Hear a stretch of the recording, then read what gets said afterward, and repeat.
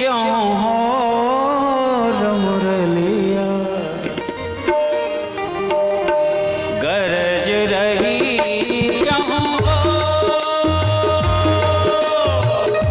गरज रही चौर मुरलिया गरज रही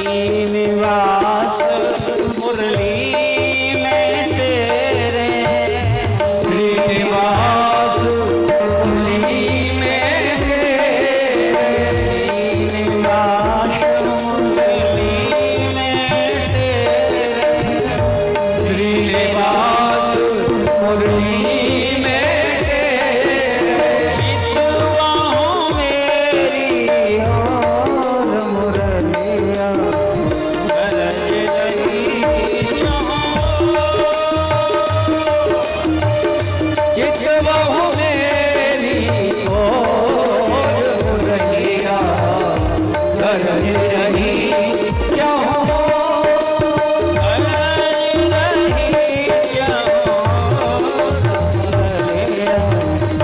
गरज रही चाहो गरज रही चाहो मुरलिया गरज रही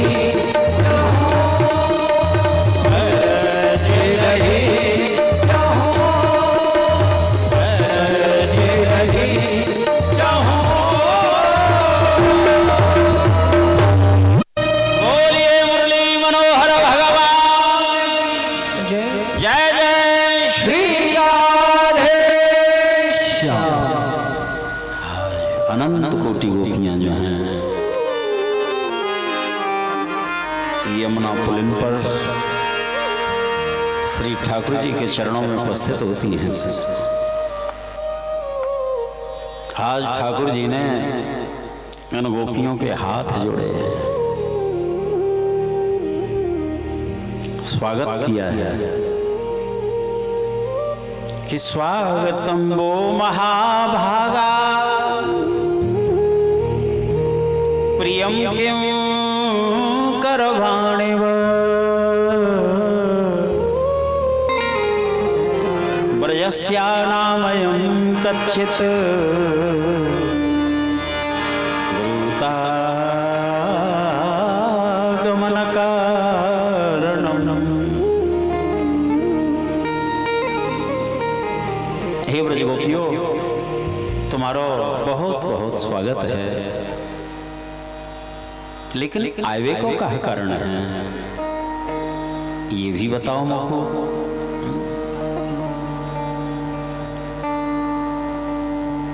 सब कुशल तो है ना? गाय हैं, बालक हैं, वृद्ध जन हैं, सासू ससुर पति, सबको छोड़ करके तुम यहाँ आ गई हो।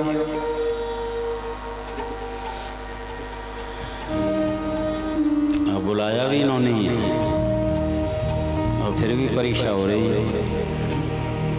जीव की भगवान के समक्ष जाकर के भी परीक्षा होती है, और कोई कामना तो नहीं है ना।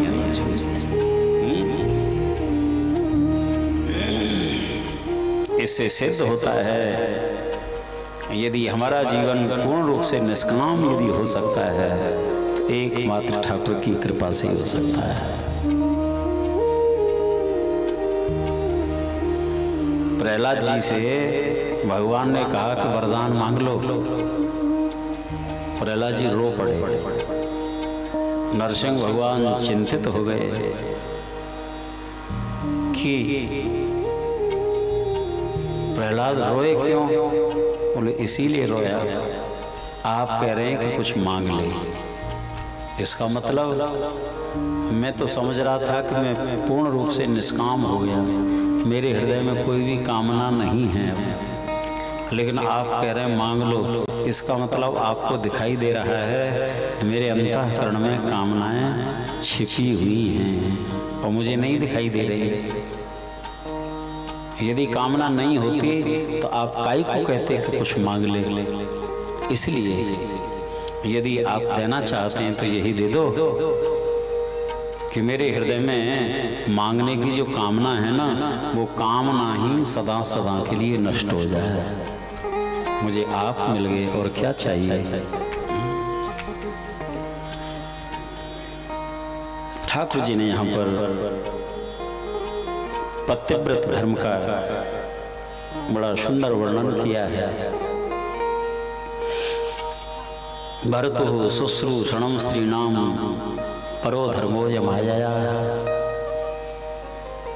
पति कैसा भी हो, ये नारी का धर्म है। अपनी सेवा धर्म के द्वारा सब प्रकार से उसको संतुष्ट रखे।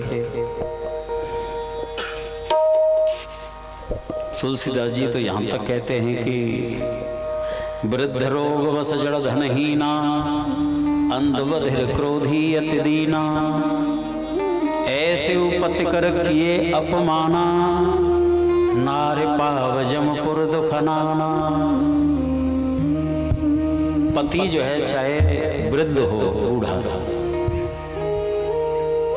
चाहे किसी रोग के वशीभूत हो, जड़मती का हो, धनहीन हो, अंधा हो, बहरा हो, पंगु हो, कोड़ी हो, कैसा भी क्यों न हो, ऐसे पति का भी जो पत्नी तिरस्कार करती है, अपमान करती है, यमलोक में जाकर के अनेकों प्रकार की यातनाएं भोगनी पड़ती हैं उसे। नारी के जीवन में पति गुरु होता है, ईश्वर होता है। ये लोक धर्म है। समाज की दृष्टि में वो कैसा भी हो, लेकिन दोनों लोकों का निर्माण करने वाला होता है। भरत शुश्रूषणं स्त्रीणाम, ये पतिव्रत धर्म है। इन बातों को सुनकर के जितने भी श्रीमान जी हैं ना, हाँ फूल के लट्टू हो जाते हैं कि हमारी कितनी महिमा लिख रही है शास्त्र में। श्री हरि उन पतियों के लिए भी पत्नी जो है साक्षात भगवती है, देवी है, नारायणी है। दोनों का ही दिव्य भाव होना चाहिए एक दूसरे के प्रति। अथवा बहुत ध्यान देना, इन अनंत ब्रह्मांडों में यदि कोई पुरुष है तो एकमात्र एक ही पुरुष है, श्याम सुंदर श्री कृष्ण। दूसरा पुरुष तो कोई हो ही नहीं सकता। और प्रमाण है प्रकृतिम पुरुषम चैव विद्धिनादि उभावपि उभयोरपि दृष्टोन्तस्तनयस्तत्त्वदर्शिभिः। हाँ, एक पुरुष है और दूसरा जो है उसको प्रकृति कहते हैं। और प्रकृति जो है स्त्रीलिंग है ना। अब जो भी कुछ है दिखाई देता है, ये सब प्रकृति है। विभिन्न रूप हैं इसके। हम सब प्रकृति के अंतर्गत आ जाते हैं। पुरुष तो एकमात्र श्याम सुंदर श्री कृष्ण। इसीलिए हम सबों के जितने भी भाई बहन हैं, जितनी भी सृष्टि है, हम सबों के पति श्याम सुंदर श्री कृष्ण हैं। सच बोलिए श्री कृष्णचंद्र भगवान की जय। और पति शब्द का अर्थ क्या होता है? पाति रक्षति इति पति। पाति रक्षति अर्थात सब प्रकार से जो रक्षा करने में समर्थ होता है उसी को पति कहा जाता है। और ऐसे यदि हैं श्याम सुंदर श्री कृष्ण, दूसरा कोई सिद्ध हो ही नहीं सकता। दुनिया में समर्थ मिलते हैं लोग, लेकिन उनकी भी एक हद होती है, सीमा होती है। महाराज अब हमारी सामर्थ्य नहीं, लेकिन भगवान जो हैं सर्व समर्थ हैं। ऐसा कौन पैदा हुआ जिसको सर्व समर्थता का अनुभव होता हो? सभी अपने को असमर्थ पाते हैं, लेकिन इनसे जब संबंध जुड़ जाता है उसके जीवन में भी वो असमर्थता का दोष है, वो मिट जाता है। वो भी सर्व समर्थता का अनुभव करता है। मैं भगवान का हूँ, भगवान मेरे। यही सांचा नाता है सर। ऐसे तो श्याम सुंदर श्री कृष्ण जी हैं। श्री जीव गोस्वामी जी श्रीधाम वृंदावन में वास कर रहे थे अखंड। उनका नियम था किसी भी देवी से, माता बहन से बात नहीं करते थे, देखते भी नहीं थे, ऐसा नियम था। भाई मीरा ने जब इनकी महिमा सुनी तो इच्छा हुई कि ऐसे महापुरुष के दर्शन करने चाहिए। श्रीधाम वृंदावन आई और आकर के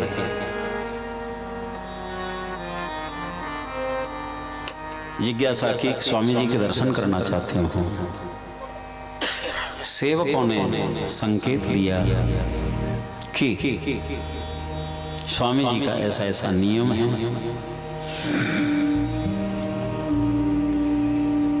मीरा जी ने कहा कि स्वामी जी से कह दो भाई मीरा आई है। आ गई ना मीरा, देखो लीला भी साथ साथ हो रही है ना। गिरधर गोपाल को लेके आ गई। और ये गिरधर गोपाल की जय। स्वामी जी ने कहा कि तुम्हें मालूम ही है कि हमारा जो नियम है, निवेदन कर दो। सेवकों ने कह दिया। भाई मीरा ने हाथ जोड़े, भैया एक बात और कह दो स्वामी जी से। क्या? स्वामी जी से कहो मैं तो यही सोच करके आई थी वृंदावन में यदि कोई पुरुष है एक मात्र श्याम सुंदर श्री कृष्ण हैं, बाकी तो सब गोपी हैं। ये दूसरा कौन पुरुष आके बस गया है ये जानना चाहती हूँ। जैसे सेवकों ने ये जाकर के स्वामी जी से कहा और जो सुना कुटिया में से निकल पड़े, दौड़े दौड़े आए और भाई मीरा के चरणों में साष्टांग। हे देवी, आज तूने मेरे हृदय के नेत्र खोल दिए। मैं जो पुरुष भाव के अहंकार में रहता था आज वह सर्वथा मिट गया तुम्हारी कृपा से। पुरुष तो एकमात्र श्याम सुंदर श्री कृष्ण ही है सजना, दूसरा तो कोई है ही नहीं। आज श्याम सुंदर बहुत प्रसन्न हुए। ये गोपियों का ही भाव है। गोपियों ने पूछा है श्याम सुंदर यदि पति शरीर होता तो शरीरांत होने के बाद, प्राण निकलने के बाद रोने की क्या आवश्यकता है? शरीर तो पड़ा है ना, उसमें हाथ पैर आंख नाक कान सब कुछ तो है, फिर रोया क्यों जाता है? पति तो है। इससे सिद्ध होता है कि जो हम प्रेम करते थे शरीर से नहीं आपसे ही प्रेम किया जाता था, और आप चले गए तो शरीर का कोई अस्तित्व नहीं रह गया। सांची पति तो आप हैं। संसार के पति तो छाया चित्र के समान होते हैं, सांची पति आप हैं। भाई मीरा के ये समझ में आ गई बात। आहा, और घोषणा कर दी, ऐसे बरुकों को वरे जो जन्मे और मर जाए, बरबरिए गोपाल को जैसे छूड़ लो अमर हो जा। भाई मीरा ने हृदय से प्राणों से गिरधर गोपाल को ही पति रूप में स्वीकारा। सजनों, सदा सदा के लिए जीवन अमर हो गया। लोक रीति से विवाह हुआ मीरा का, लेकिन हृदय से तो गिरधर गोपाल को स्वीकारा। कोई संतान नहीं हुई और ना ही कोई शिष्य बनाया, लेकिन आज इस समूचे धराधाम पर भाई मीरा का कितने समादर के साथ संस्मरण किया जाता है। बड़े बड़े महापुरुषों के मध्य में। आज भी भाई मीरा की वाणी को, पदों को गान करें, सुने, नेत्र सजल हो जाते हैं। आज भी वो चेतना है। श्री हरि संबंध आहा जीव का परमात्मा से नित्य है। कल भी हम निवेदन कर रहे थे, संसार से संयोग हो नहीं सकता, परमात्मा से वियोग नहीं हो सकता। हरिशरणम। ठाकुर जी ने गोपियों के साथ रास क्रीड़ा की है। गोपियां जैसे जैसे नचा रही हैं, नाच रहे हैं।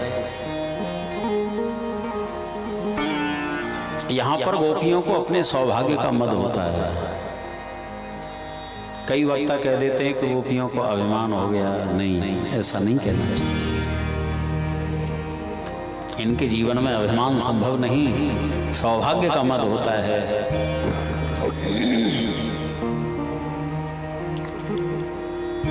इनको हम जैसे जैसे नचा रही हैं वैसे नाच रहे हैं, लेकिन ठाकुर जी को ये सौभाग्य का मद भी अच्छा नहीं लगा। अंतर्धान हो जाते हैं। ब्रजगोपियों को लगा कि यहीं कहीं छिप गए होंगे,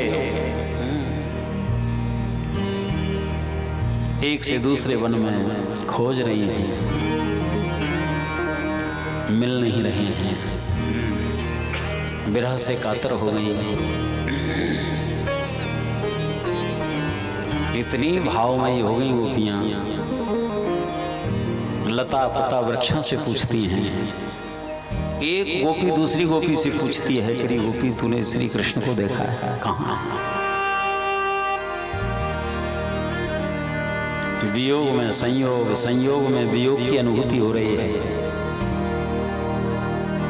प्राण भये कृष्णमय, कृष्ण भये प्राणमय, जान न परत यह प्राण है कि कान है।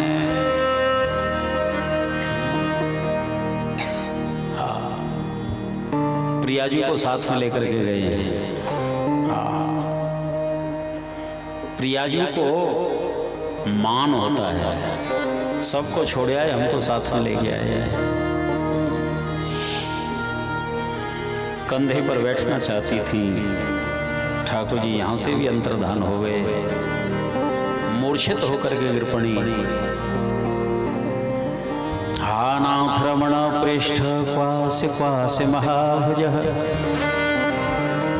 दास्यास्ते कृपणाया मे सखे दर्शय सन्निधिं। हा नाथ, हे राधानाथ, हा राधा रमण, हे प्रेष्ठ, हे महाभुज, हे सखे, शीघ्र प्रकट हो जाइए। ये गोपियां भी खोजते खोजते प्रिया जी के समीप पहुंच गईं, लेकिन उनकी भी वही दशा। किसी गोपी ने कहा, री सखी, जो वस्तु जहां खोई हो उसको वहीं खोजना चाहिए, जहां से अंतर्धान है वहीं चलती है, रमण रीति में आ जाती हैं। आज विरह की वेदना इतनी बढ़ चढ़ गई, मूर्छित हो करके गिरने लगी। इनके हृदय का जो भाव है मूर्छावस्था में, शुकाचार्य जो हैं इसी को गोपी गीत के रूप में प्रस्तुत कर रहे हैं। अर्थात गोपियों का रोदन जो है ये गोपी गीत है, गोपियों का रोना गोपी गीत है। क्या रोना भी गीत होता है? अरे रोना तो उसे कहते हैं जो संसार के लिए रोया जाता है, परंतु जिस रोने का संबंध श्री ठाकुर जी से हो जाता है वो रोना भी सुंदर गीत हो जाता है। हंसने में तो सुख है ही, इनकी लीलाओं का स्मरण करते हुए आहा जो प्रसन्नता होती है, लेकिन विरह जो है आहा ये तो अनुपम सुख है। यदि रोना हो तो गोपी गीत के माध्यम से रोइए।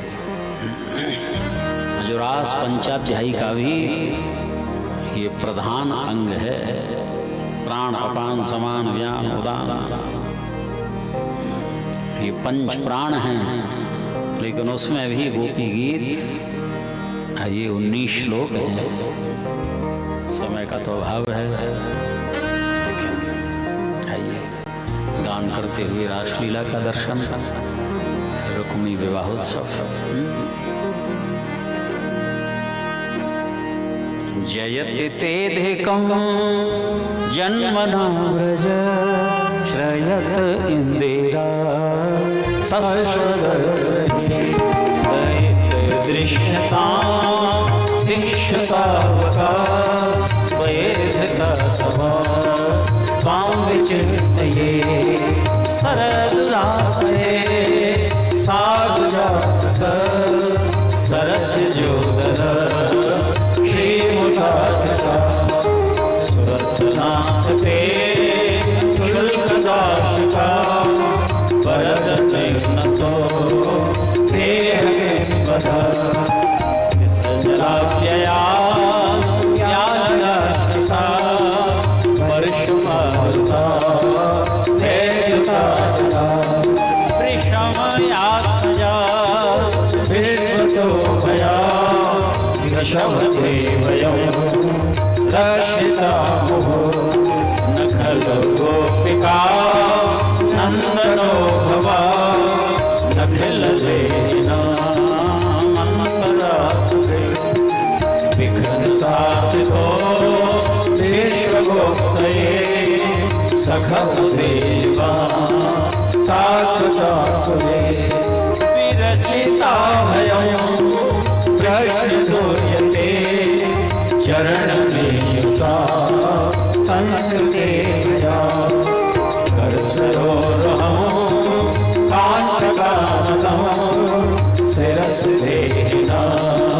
श्रीकरग्रहं ब्रजजनार्तिहं वीरयोषिता निज जनश्मय वन्दना भज सखे भव किंकरीष्मनो जलरुहानो चारुदर्शय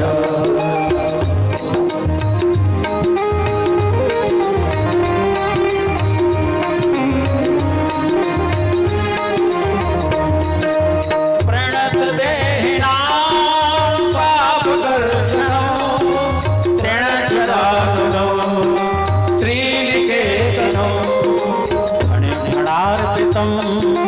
ते पदाम्बुजं कृणुपुच्छेसुना कृन्दिरहर्षयं मधुरया गिरा फल्गुवाद्यया बुधमनोज्ञया पुष्करेचना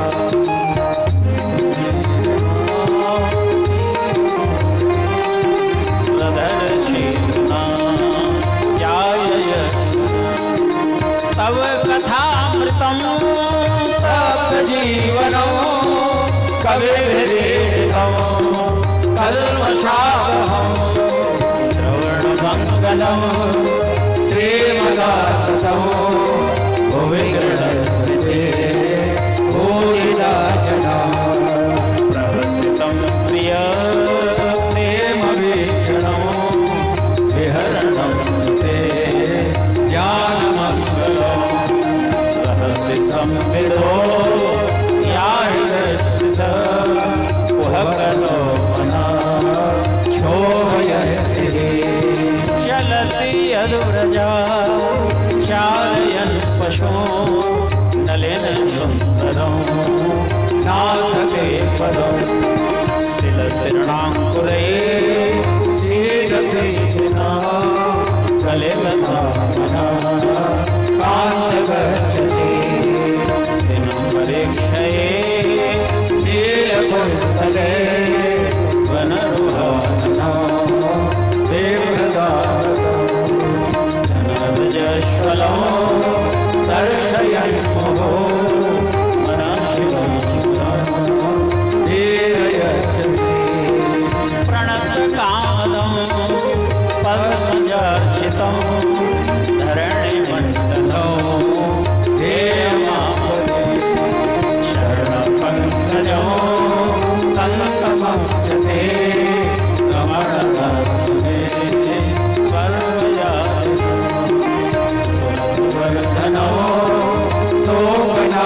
जानो स्वरित वेणुना सोशो विधौ इतर राघवे मारणं इतर वेणुना ते धरामृतौ अटते यद्भवा नन्हिकाननो हृदयवायुते वामपश्यता कुटिलकुन्तलो संगमते जडवपेक्षता पक्षवेक्षता पतिसुतान्वय भ्रातृबान्धवा नति विरञ्जते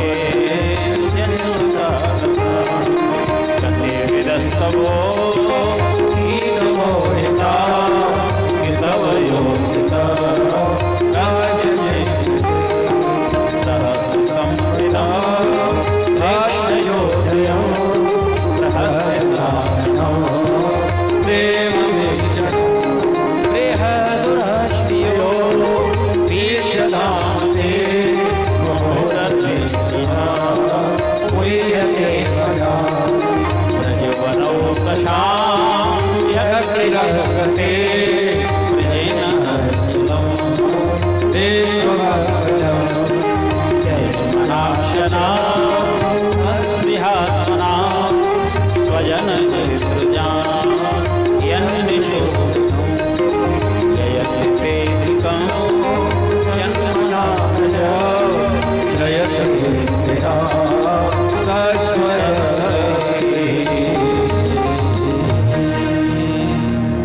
यत्ते सुजातु चरणाम्बुरुहंस्तनेषु पीतासनै प्रियदधीमये कर्कशेषु तेनाटवीमटसि तद्व्यथतेन किंचित् कुरुपादभिर्भ्रमति धीर भवदा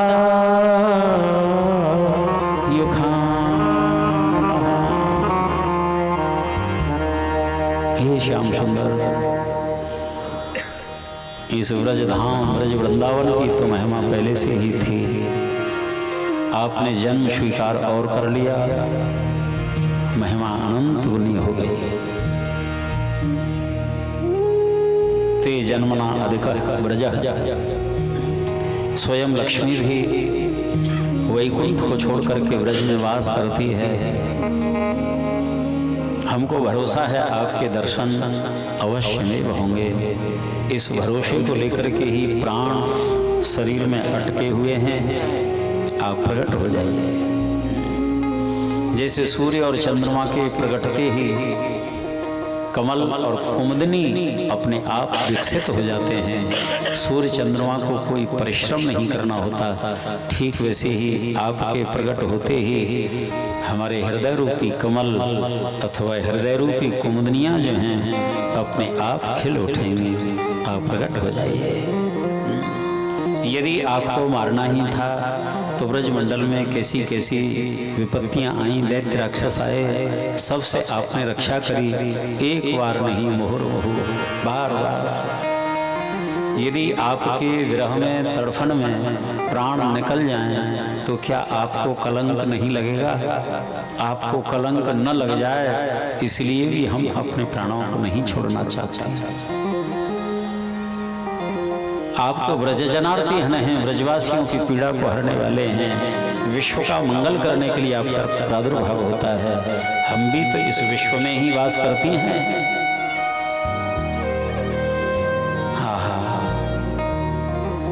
आपकी तो कथा ही कितनी मंगलमयी है। संसार के ताप संताप से जो संतप्त प्राणी हैं उनके हृदय को ये कथा बिल्कुल शीतल कर देती है। ये कथा अमृत के समान है। तब कथामृतम्। इसीलिए बड़े बड़े सूर और मनीषी जन निरंतर इस रस का पान करते रहते हैं। आपका तो श्रवण ही मंगलमय है। आपके जो नाम लीला गुणों का वखान करते हैं, वर्णन करते हैं, श्रवण करते हैं, आहा, उनसे बढ़कर के बड़भागी दानी कौन हो सकता है? आप भूरदा जना होते हैं। हमारा एक एक पल युगों के समान व्यतीत हो रहा है विरह में। ये व्रज की भूमि आपके पाद पद्मों से चिन्हित है, मंडित है। आप प्रकट हो जाइए। एक बार जिसको बिंब की प्राप्ति हो जाती है, प्रतिबिंब से संतोष नहीं मिलता। आप प्रकट होइए। हम तो सब कुछ परित्यक्ता हैं, पति सुतान्वय भ्रातृबान्धवा, सबका परित्याग करके आपके चरणों में उपस्थित नहीं हैं। इसलिए आप शीघ्र प्रकट हो जाओ। आपके पादार विंद कितने सुकुमार हैं, जो श्री लक्ष्मी जी के कर कमलों से, कर कमल ही नहीं, कर कमलों की छाया से छापे जाते हैं। कितने सुकुमार हैं चरण, और उन चरणों के द्वारा कंठ का किरण वन में कहीं कंकड़ कहीं कंटक, क्या आपके चुभ नहीं रहे होंगे? ऐसा सोच करके भी हमारा धैर्य खिसका जा रहा है। इसलिए शीघ्र प्रकट हो जाओ।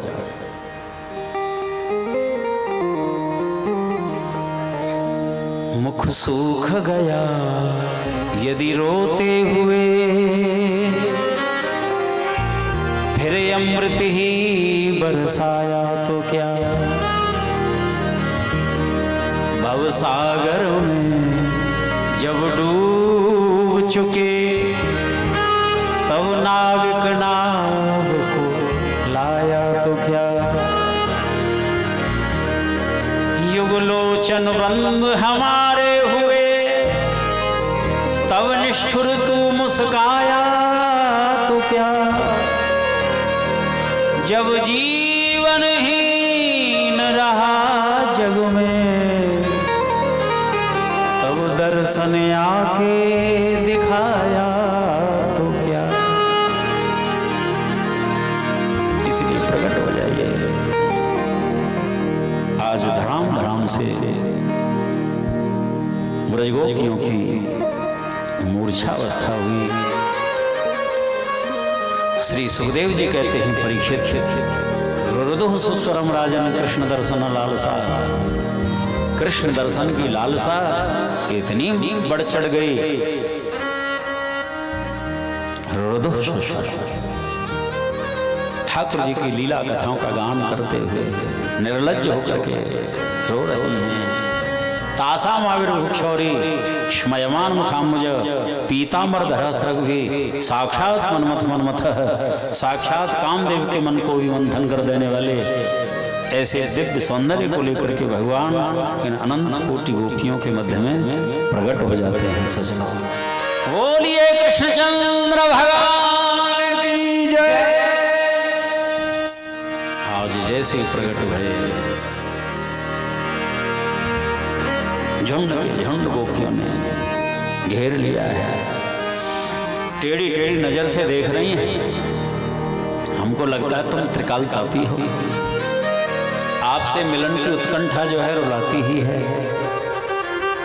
यदि मिल भी जाएं, भय बना रहता है हर पल। इतने चंचल हैं, पता नहीं कब भाग जाएं। और यदि भाग जाते हैं तो फिर तो रोना रोना ही है। ठाकुर जी ने पूछा कि गोपियों, फिर हमको काई बजती हो, बुला दो हम। बस यही मत कहो। आपके प्रति जो प्रेम है ना सहज, ये प्रेम आपको भूलने नहीं देता। श्री हरि प्रेम भूलने नहीं देता आपको। एक प्रश्न और किया ठाकुर जी,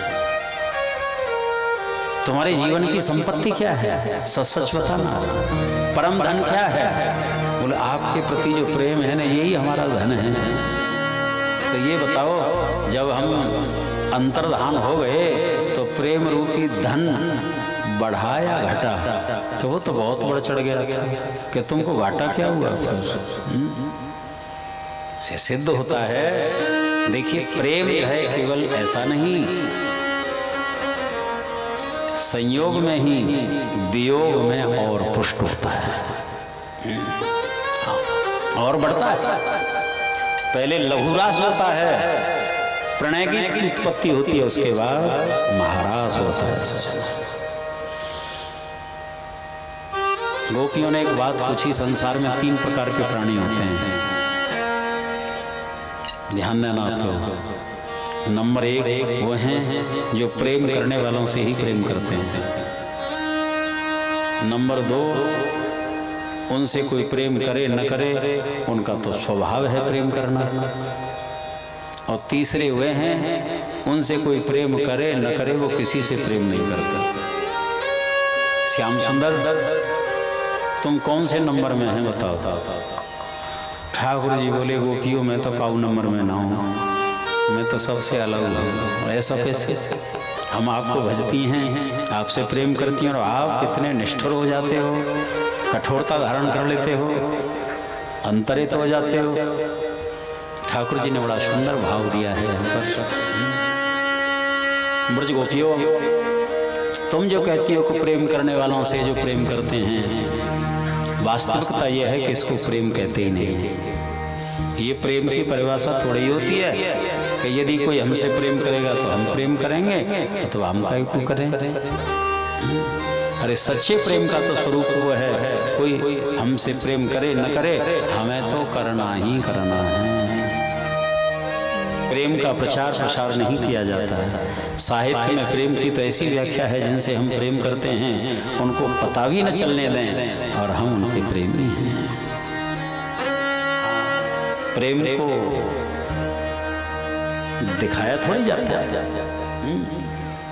प्रेम गलियत सांकरी तामे दो न समान, जब मैं था तब हरि नहीं, अब हरि हैं मैं नाय। प्रेम में अद्वैत होता है, दो नहीं।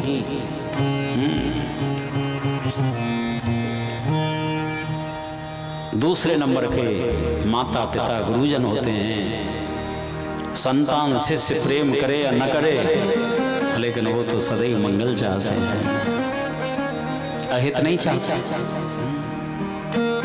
और तीसरे जो हैं आत्माराम, आप्तकाम, अकृतज्ञ, गुरुद्रोही, इनकी 4 कोटियां होती हैं, जो आत्मा रूपी परमात्मा में ही रमण करते रहते हैं। अथवा आप्तकाम, जिनके जीवन के सारे मनोरथ पूर्ण हो गए हैं, कृतकृत्य हो गए हैं, किसी से प्रयोजन नहीं रखते।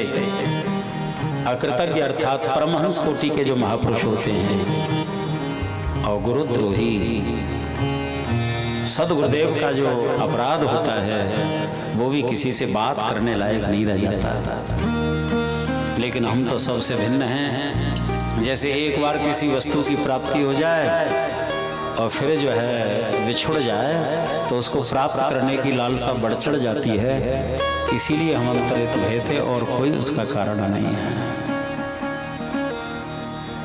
आज श्री यमुना जी ने कोमल कोमल वालू का दिव्य रंग मंच बना करके तैयार किया है। कोमल कोमल वालू, जितनी भी गोपियां हैं उतने ही श्री कृष्ण। प्रत्येक गोपी के साथ एक श्री कृष्ण है। एको हम बहु श्याम,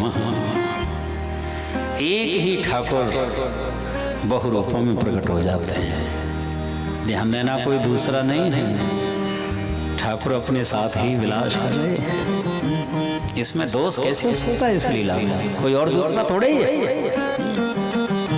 जैसे जिस कमरे में शीशे लगे हों और जिधर देखो अपने ही प्रतिबिंब दिखाई देते हैं, जैसे बालक खेलता है, ठीक उसी तरह से ठाकुर जी की ये रसमयी दिव्य रास क्रीड़ा है।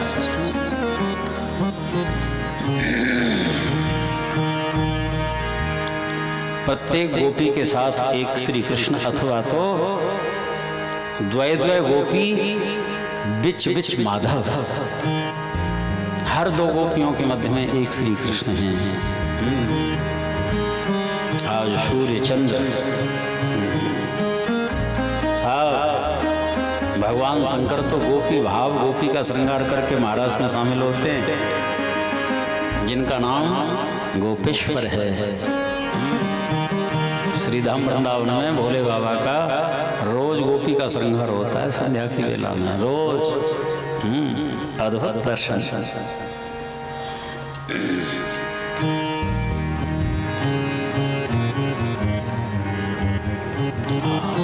आइए कुछ क्षणों के लिए इस महाराज में शामिल होते हुए प्रसंग को आगे ले चलते हैं।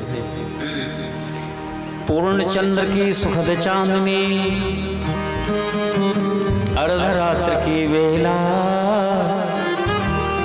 जग में नर्तन सत्य बताता, रास चला अलबेला। अग जग सारा मौन चकित जड़, कोई नहीं हिल पाया। सूर्य चंद्र सब खड़े रह गए, देखे प्रभु की माया। ऐसो रास रचियो वृंदावन।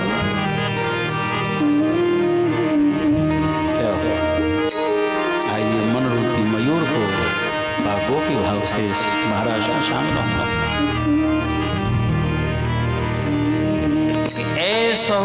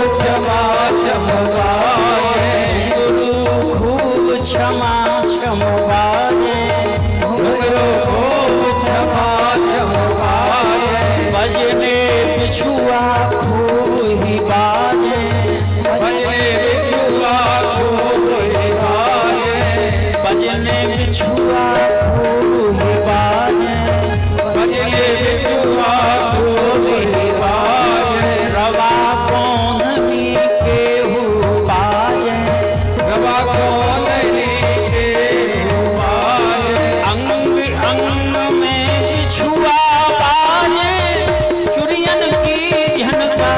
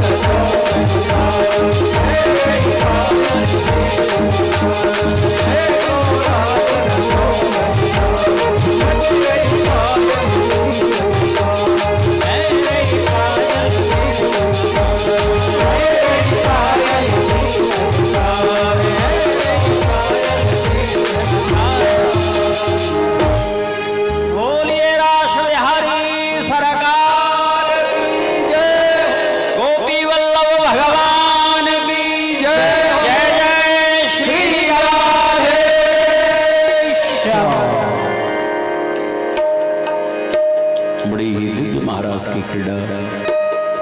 इसको काम विजय लीला भी कहते हैं सजना, क्योंकि इसमें कामदेव पराजित हो जाते हैं सजना। इस रास लीला को जो वर्णन करता है अथवा श्रवण करता है, श्रद्धान्वितो न शृणुया अथ वर्ण ये दिया, चाहे सुने अथवा वर्णन करे। हृदय में किसी भी प्रकार का रोग होता है, कामादिक विकार होता है, सबका समन हो जाता है। ऐसी फलश्रुति है इसकी। सुदर्शन नाम के गंधर्व का उद्धार, शंखचूड़ का उद्धार करते हुए ठाकुर जी ने अरिष्टासुर का वध किया। कंस की प्रेरणा से अक्रूर जी जो हैं श्री राम वृंदावन आते हैं, कृष्ण बलराम को लेकर के मथुरा पधारे। एक रजक के ऊपर कृपा करी, सिय निंदक अगोग नसाए, लोक विशोक बनाए नसाए। कुब्जा के ऊपर कृपा करी, सुदामा नाम के मलिक के ऊपर कृपा करी, दर्जी के ऊपर कृपा करी। धनुष का भंजन करते हुए चाणूर मुष्टिक दोनों का उद्धार करते हैं प्रभु। भगवान श्याम सुंदर ने मृत्युर्भोज पतेर विराट विदुषाम तत्वम परम योगिनाम। कंस का बहुत ऊंचे सिंहासन के ऊपर बैठा हुआ था। कालोस मिलोक अक्षयकृत प्रवृद्ध, महाकाल के रूप में श्री कृष्ण का दर्शन होता है। ठाकुर जी ने छलांग लगाई, इसके पास पहुंच गए, एक धक्का मारा है, ठनठनाता हुआ नीचे आया, छलांग लगाई, छाती पर कूदे रहे से बोलिए कंस मर्दन भगवान की जय, कंस महाराज की। वाह, बड़े सावधान श्रोता हैं यहाँ के। एक ना जय बोलो, सब ठाकुर जी के भक्त हैं, कंस को भगत एक ना जाते। वाह। इसके अनंतर ठाकुर जी ने माता पिता को जेल से मुक्त किया है। उपनयन संस्कार होता है। उज्जैन जाते हैं ठाकुर जी, 64 दिन रहे, 64 प्रकार की कलाओं को प्राप्त करते हुए गुरु दक्षिणा के रूप में संयमनपुरी से गुरुदेव का पुत्र जो समुद्र में बह गया था उसको लाकर के प्रदान किया है। पुनः आप मथुरा पधारे, व्रज की याद आ गई, उद्धव जी को भेजा। 1.5-2 घंटे के लिए 9 महीने रहे श्रीधाम वृंदावन। ऐसे प्रेम के समुद्र में डूबे, 9 महीने का समय निकल गया। इसलिए हमारे व्रज में कहावत है, ज्ञान बजाई डुमडुमी, प्रेम बजायो ढोल, ऊधो सूधो वह गयो, सुन गोपिन के बोल। जो ज्ञान की चादर ओढ़ के गए वहीं पटक आए, उस स्थान का नाम है ज्ञान गुदड़ी। ज्ञान की भी गुदड़ी बन गई। कथा तो 9 महीने की है और मिनट नहीं है, 9 भी हमारे पास है ना। आज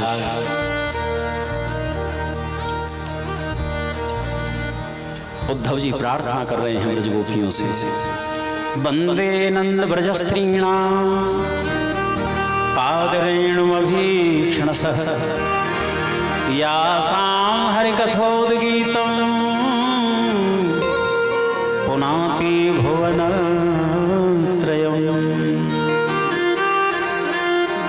हे ब्रज गोपियों, आपके श्री चरणों में मेरी विनम्र प्रार्थना है।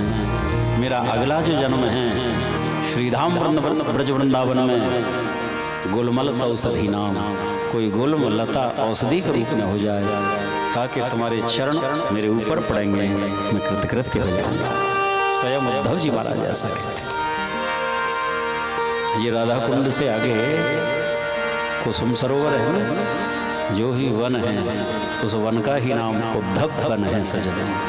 आज भी श्री उद्धव जी महाराज लता पता के रूप में जब भी हम दर्शन करते हैं, और नित्य ही महासंकीर्तन होता है, बड़े बड़े ब्रज की रसिक आत्माएं विराजमान होती हैं वहाँ पर। परीक्षित जी महाराज भी नित्य प्रति जाते हैं, सांडिल मुनि का आगमन होता है वर्णन। आज भी ये लीलाएं प्रत्यक्ष देखने को मिलती हैं ब्रज में।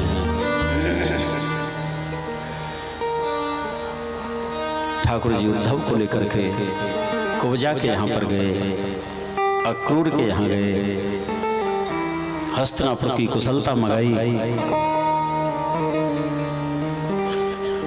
50वें अध्याय से श्रीमद् भागवत के 10वें स्कंद का उत्तरार्ध आरंभ हो जाता है। 50वें अध्याय से 49 वर्ष के बाद, अर्थात ये जीवन भी 49 वर्ष तक संसार की आशाओं में जिए, अधिक से अधिक 50 वर्ष तक, 49, 50 आस लगा हुआ है पीछे से, लेकिन 50 के बाद जो गिनती भी गिनी जाती है 51, 52, 53, 51 शब्द आता है। अब हमको बिगड़ना नहीं है, बन जाना है, अथवा तो किसी वन का आश्रय लो। भूप राज तज होए विरागी, चौथे पन में वन का आश्रय होना चाहिए। हरिशरण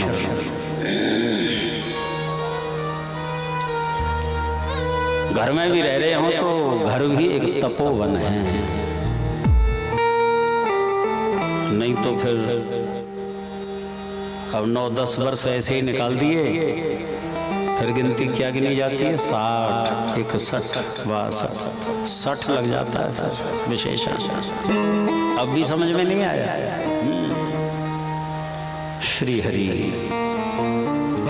17 बार जरासंध का आगमन होता है, जिसमें ये पराजित होता है। 18वीं बार काल यवन आ गया, ठाकुर जी ने भागना स्वीकार किया। राजस्थान में मुचकुंद गुफा है, मुचकुंद को ठाकुर जी ने अपना उत्तरीय वस्त्र उड़ा दिया, पीछे से काले यवन आया, लात का प्रहार किया। उनको वरदान था कि कच्ची नींद में कोई जगा दे तो तुम्हारी दृष्टि से भस्म हो जाएगा। काले यवन भस्म हो जाता है। ये मुचकुंद जो है अगले जन्म में नरसिंह भगत के रूप में जन्मे हैं, जिन्होंने हरि नाम हरि भक्ति का प्रचार किया। 18वीं बार जब आया जरासंध, भगवान भागे, रण छोड़ राय नाम पड़ गया।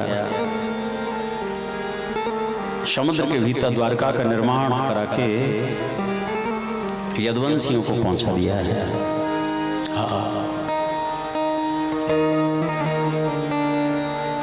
एक रेवत नाम के राजा, जिनके पुत्र हैं रैवत, रैवत की पुत्री रेवती, रेवती के साथ श्री बलराम जी का विवाह संपन्न होता है। कुंडनपुर के राजा भीष्मक, जिनकी सबसे छोटी पुत्री हैं रुक्मिणी,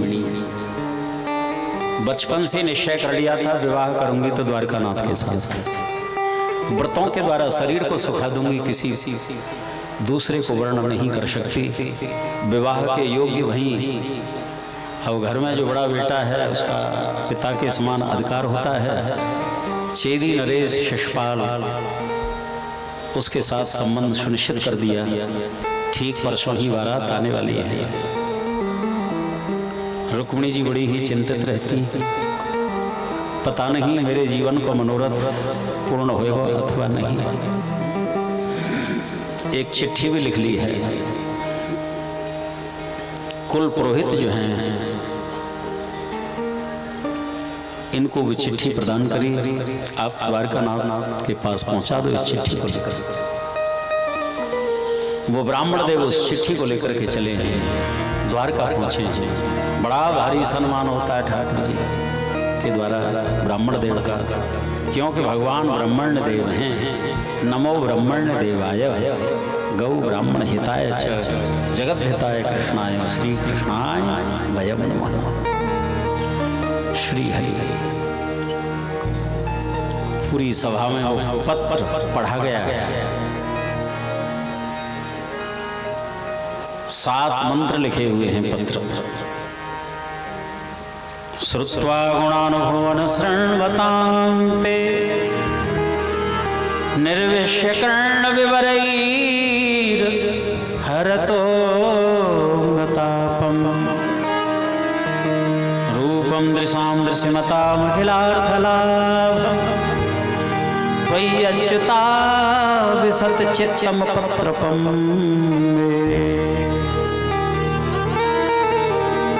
उस पत्र में 7 मंत्र हैं, मानो 7 भावनाएं डाली जाती हैं। एक एक भावर का एक एक मंत्र। हे नाम, आपका सर्वाधिकार है मेरे ऊपर। यदि मेरे को शिषपाल के साथ में जाना पड़ा तो ठीक वैसे ही होगा जैसे किसी सिंहनी को एक भेड़िया उठा के ले जाए। मैं गौरा पूजन के लिए जाऊंगी, आप आ जाना। सारी व्यवस्था लिख दी। आप त्रिभुवन कमनीय हैं। हाँ,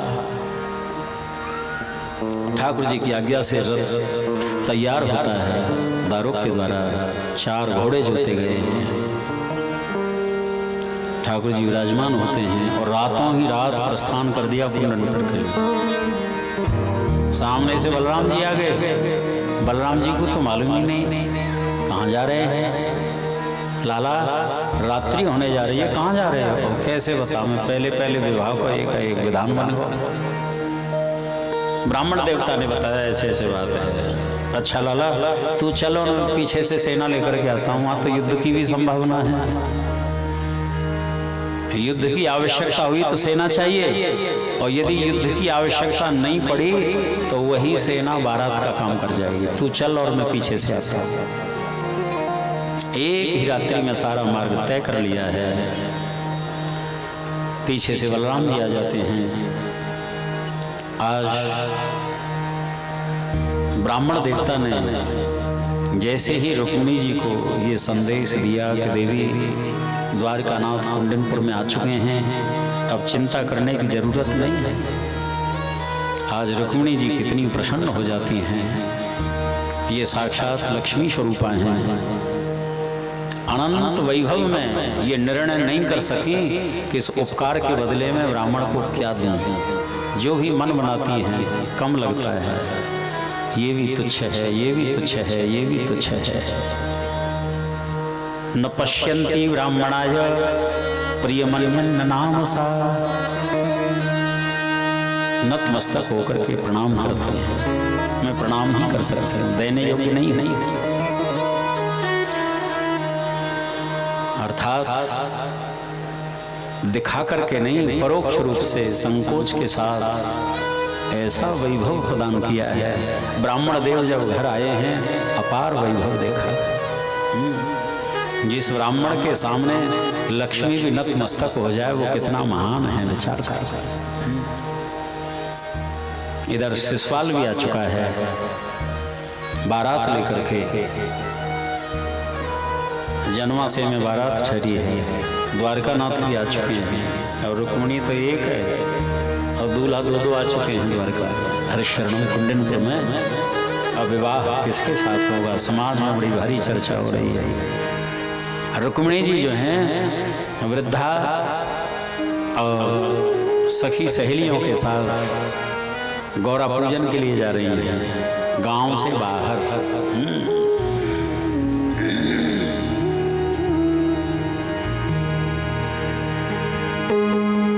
कैसे होएगो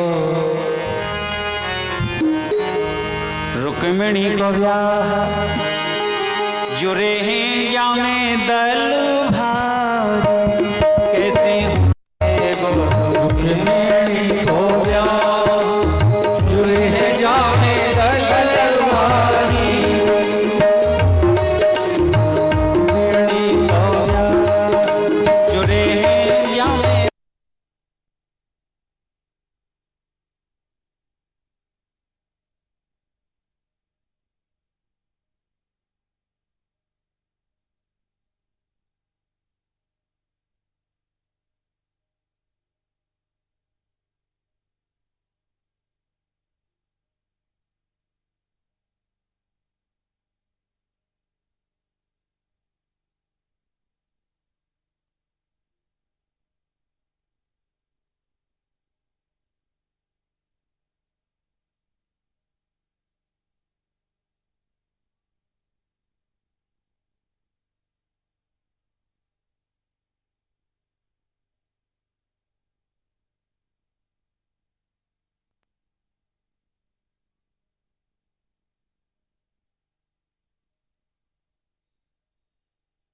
भैया और लगे बनी भैया एक और बलराम सारे यहाँ हुए भारी कैसे हुए तो रुक्मिणी को ब्याह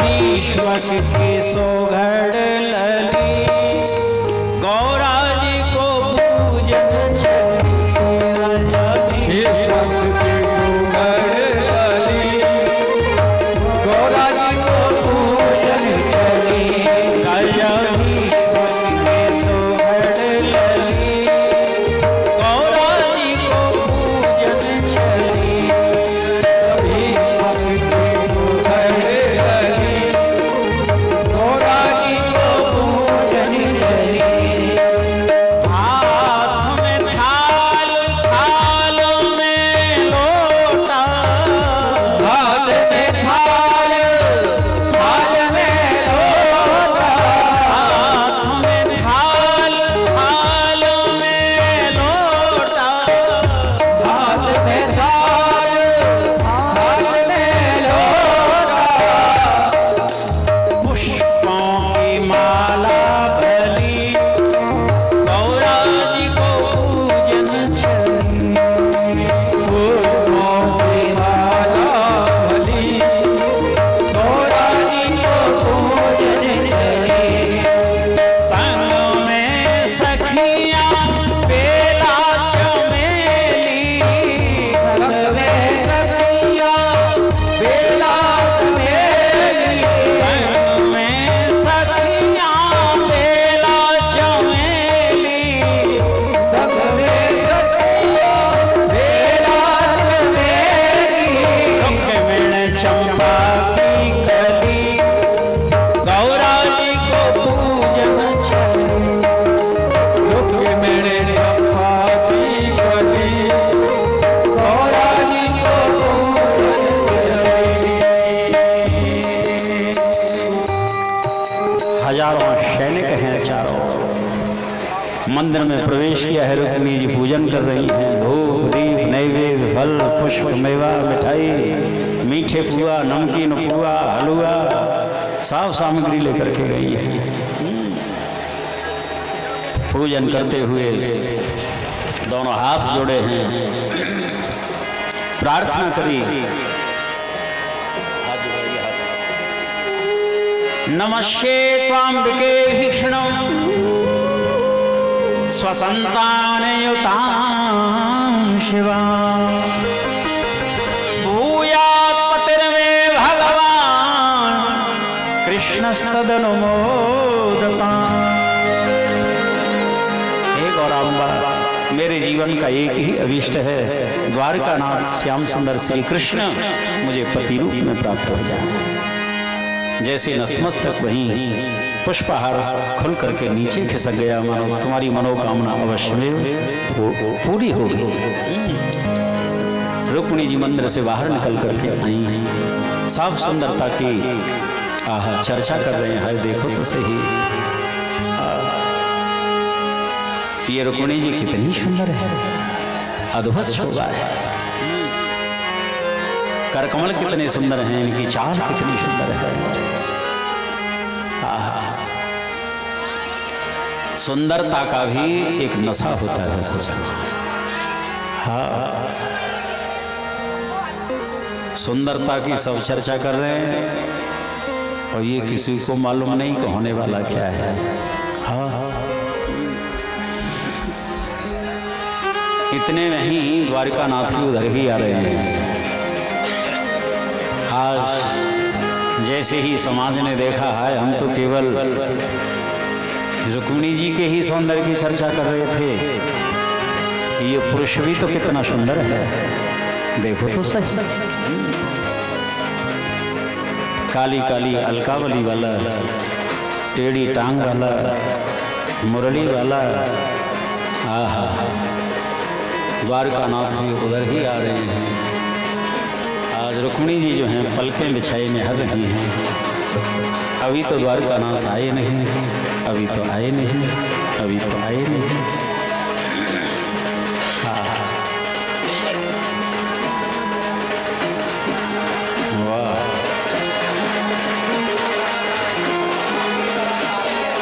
पूरी बारात आ रही है यार।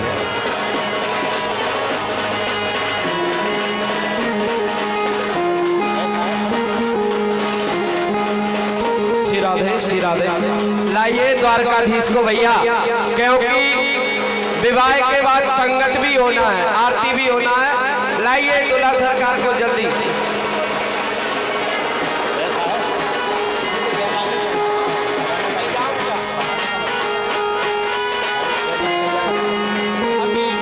अति शीघ्र द्वारकाधीश को लाएंगे। और मेरा ये निवेदन है, सभी ध्यान दें, क्योंकि आप लोग बैठकर ही भगवान के, थोड़ा पीछे होइए, जगह करें ठाकुर, बैठकर ही सभी दर्शन करेंगे भगवान की। वरमाला का है मंगलमय, ठाकुर जी के विवाह के दर्शन बैठकर ही करेंगे।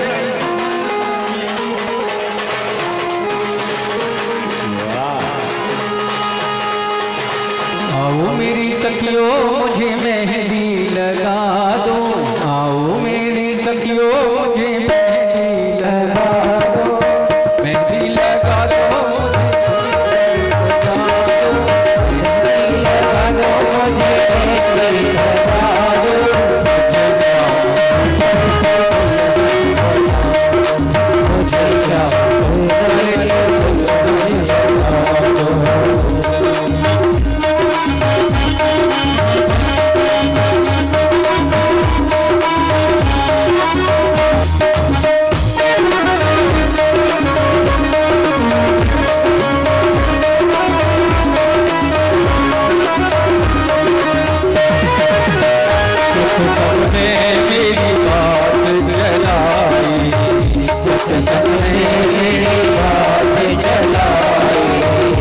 सतगुरु ने मेरी कीने सगाई, सतगुरु ने मेरी कीने सगाई।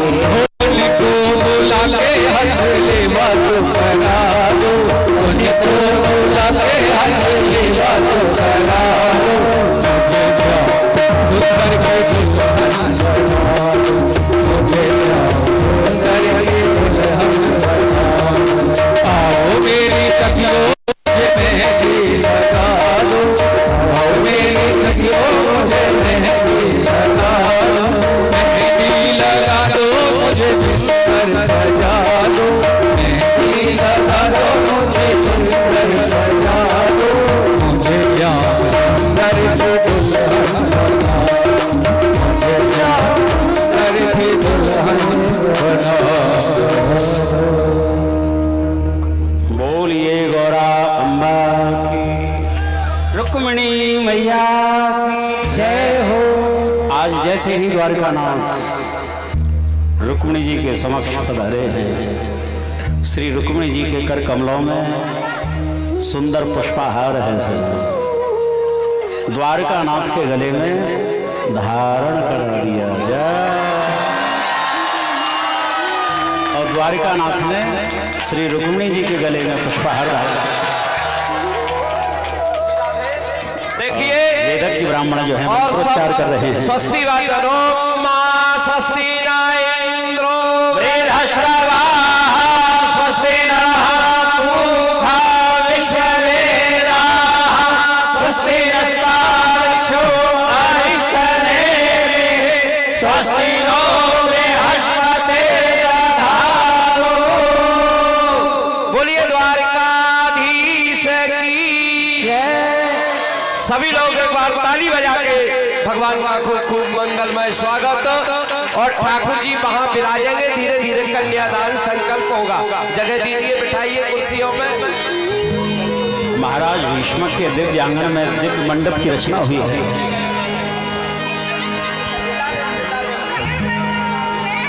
द्वारका नाथ द्वारका लेकर के प्रस्थान कर गए।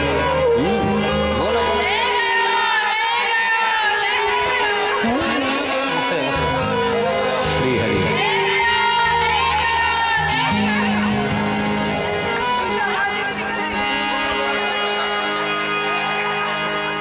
ये ठाकुर जी का प्रथम विवाह है। महाराज भीष्म के आंगन में दिव्य मंडप की रचना होती है। महाराज भीष्म ने कन्यादान लिया है। कल जो है 16,107 विवाहों की चर्चा होगी, सुदामा चरित्र और कथा का विश्राम होगा, भगवत जी का पूजन। तो आइए ये विवाह किस तरह से होता है पद के माध्यम से।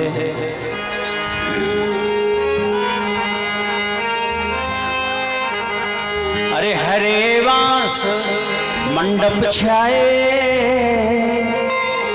रुक्मिणी व्याहन कृष्ण आए।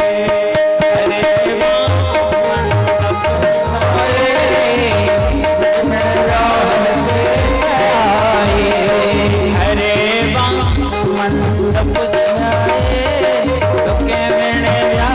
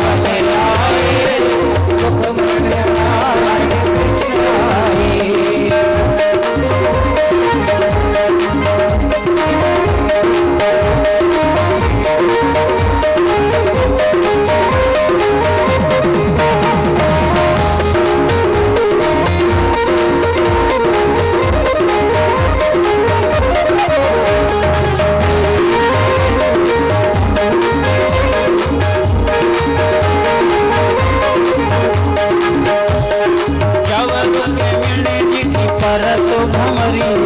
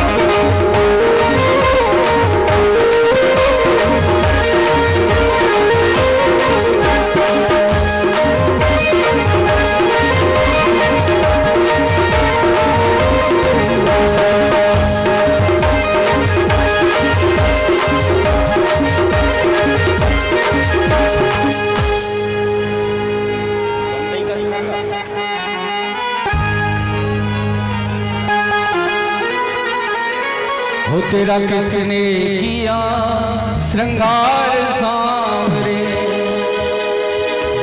तू लगे दुल्हा सा दिलदार सांवरे, तेरा किसने किया श्रृंगार सांवरे, तेरा किसने किया श्रृंगार सांवरे, किसने किया श्रृंगार सांवरे, लगे आज दुल्हा सा यार सांवरे, लगे आज दुल्हा सा यार सांवरे, तेरा किसने किया श्रृंगार सांवरे, तेरा किसने किया श्रृंगार सांवरे।